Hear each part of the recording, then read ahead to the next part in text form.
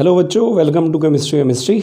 आज हम पढ़ने वाले हैं molality, next concentration term molality. इससे पहले हम कौन कौन सी कॉन्सेंट्रेशन टर्म्स हम पढ़ चुके हैं। एक सबसे पहले हमने पढ़ा था wait by wait percent.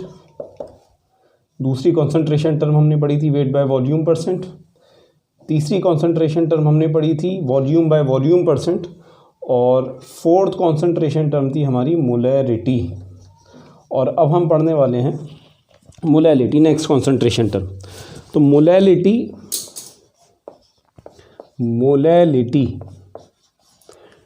Denote करते हैं इसे स्मॉल एम से, ठीक है। मोलैरिटी को डिनोट करते हैं कैपिटल एम से, मोलैलिटी को डिनोट करते हैं स्मॉल एम से, ठीक। कैसे डिफाइन करेंगे इसे? Number of moles of solute present in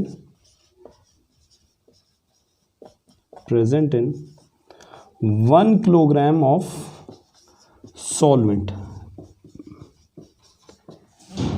1 kilogram solvent में एक अकेली कॉन्सेंट्रेशन टर्म ऐसी है जिसमें हम सॉल्वेंट को यूज़ करते हैं सॉल्यूशन की जगह। जितने भी कॉन्सेंट्रेशन टर्म हैं सभी में आप लोग देखोगे कि डिनोमिनेटर के अंदर अगर वॉल्यूम है तो वो सॉल्यूशन का आता है, ठीक है। ये कॉन्सेंट्रेशन टर्म ऐसी है जिसमें हम अगर मास लेने जा रहे हैं तो वो किसका लेते हैं?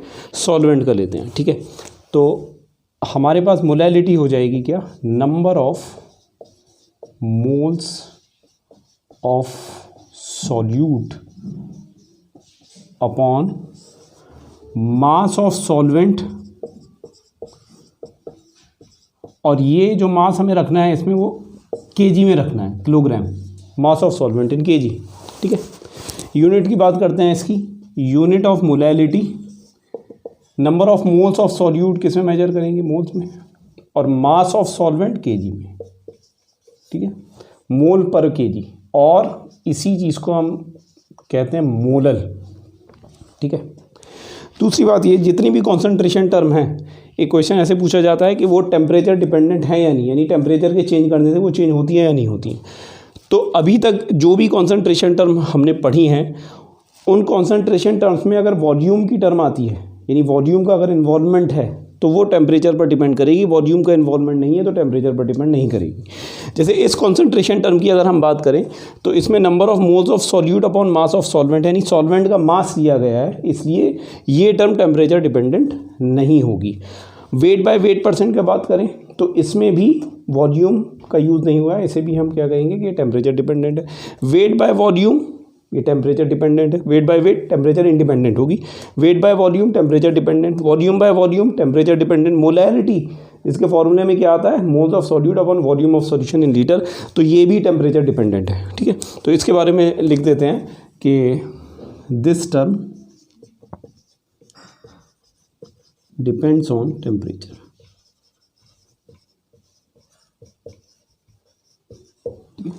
ये टर्म टेम्परेचर पर डिपेंड करती है, ठीक है। इस पर भी एक क्वेश्चन देखते हैं। हमारे पास सामने एक क्वेश्चन है जिसमें मोलैलिटी दोनों हमें कैलकुलेट करनी है। क्वेश्चन में क्या गिवन है? Density of water of a lake is 1.25 gram per ml and 1 kilogram of lake water contains 92 gram of sodium ions. Calculate the molality and molarity of the solution. इसमें हमें क्या चीज़ given है? सबसे पहली चीज़, density of water of a lake is 1.25 gram per ml। ये हमें क्या गिवन है? Density of solution, density of solution हम कह सकते हैं। डेंसिटी ऑफ सॉल्यूशन गिवन है 1.25 gram per ml and 1 kilogram of lake water contains 92 gram of sodium ions. तो यहाँ पर हम ये कह सकते हैं कि हमारे पास मास ऑफ सॉल्वेंट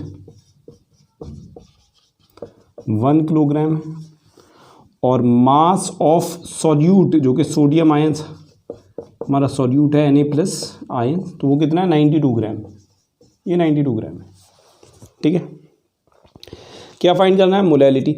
अब मोलैलिटी जैसे हम डेफिनेशन अभी हम पढ़कर आए, मोलैलिटी क्या है कि पर किलोग्राम कितने सोडियम, कितने मोल्स इस केस में पर किलोग्राम कितने सोडियम आयंस के मोल्स प्रेजेंट होंगे। यानी डेफिनेशन के अकॉर्डिंग पर किलोग्राम कितने सॉल्यूट के मोल्स प्रेजेंट होंगे, उसे हम क्या कहेंगे, मोलैलिटी। ठीक है, तो यहाँ पर हम फाइंड करेंगे, देखो सॉल्वेंट कितना है, सॉल्वेंट तो 1 किलोग्राम ही है यहाँ पर। अगर हम सॉल्यूट के मोल्स फाइंड कर लें तो पर केजी में प्रेजेंट है, तो सॉल्यूट के जो भी मोल्स होंगे, सॉल्यूट के जो भी मोल्स आएंगे वही मोलैलिटी हो जाएगी, क्योंकि मास ऑफ सॉल्वेंट कितना है, 1 किलोग्राम। ठीक है, तो फॉर्मूला पे पुट करते हैं। सबसे पहले फाइंड करते हैं number of moles of solute, number of moles of solute, solute यानी Na+ आयंस के मोल्स फाइंड करते हैं। ठीक है, तो जो भी गिवन मास है Na+ का, और किससे डिवाइड कर देंगे, इसके मोलर मास से, 23 कैंसिल करेंगे, 4 टाइम्स कैंसिल हो जाएगा, 4 मोल्स। ठीक है, मोलैलिटी क्या फॉर्मूला होता है, number of moles of solute, जो कि इस केस में क्या है, Na+ upon mass of solvent, mass of solvent KG में। ठीक है, सॉल्वेंट का मास केजी में हमें रखना है।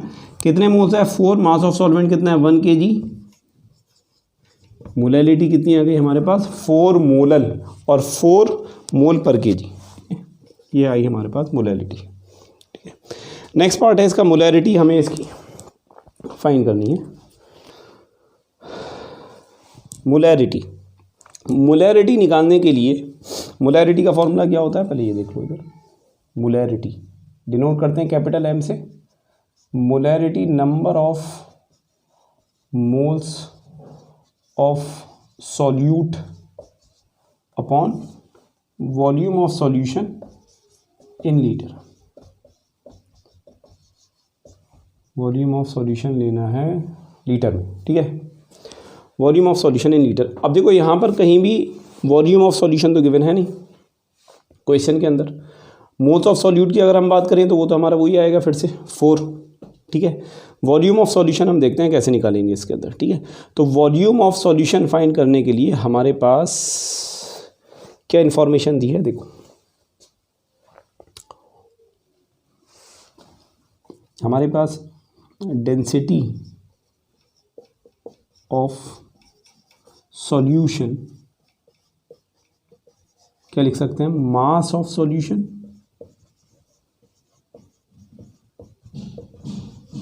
Upon volume of solution, volume of solution. Density of solution कितनी गिवन है, डेंसिटी कितनी है, 1.25 है। सॉल्यूशन का मास क्या होगा, mass of solvent plus mass of solute. अब ये 1 kg है, इसे 1000 लिख देते हैं, प्लस 92, यहाँ से क्या आ जाएगा, वॉल्यूम ऑफ सॉल्यूशन। ठीक है, तो 1.25 is equals to 1092 upon volume of solution. ठीक है, तो यहाँ से निकाल सकते हैं वॉल्यूम ऑफ सॉल्यूशन कितना हो जाएगा, वॉल्यूम ऑफ सॉल्यूशन कितना हो जाएगा, वॉल्यूम ऑफ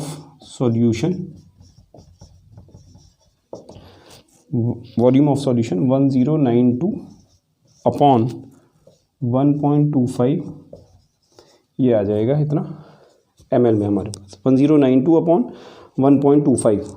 ठीक है, इसे सॉल्व करेंगे तो 873.2 ml मान लेते हैं, इतना वॉल्यूम आ गया। ये हमारे पास V की वैल्यू होगा। ठीक है, तो इस क्वेश्चन में वॉल्यूम ऑफ सॉल्यूशन ही हमें निकालना था, क्योंकि मोलैरिटी में तो अब कुछ नहीं है। मोल्स ऑफ सॉल्यूट हमें पता है कितने आए थे हमारे पास, 4, और वॉल्यूम ऑफ सॉल्यूशन कितना आ गया, 873.2 ml वॉल्यूम ऑफ सॉल्यूशन। ठीक है, 873.2 और 6 आएगा पर। ठीक है, तो ये वॉल्यूम है। यहाँ से हम मोलैरिटी अब फाइंड कर सकते हैं। Number of moles of solute कितने आए थे, 4, और वॉल्यूम ऑफ सॉल्यूशन कितना है, 873.6। डिवाइड करेंगे इसे 1000 से लीटर में कन्वर्ट करने के लिए, क्योंकि जो वॉल्यूम हमें पुट करना है किस में करना है, लीटर में करना है। ठीक है, तो ये हो जाएगा 4 × 1000 अपॉन 873.6।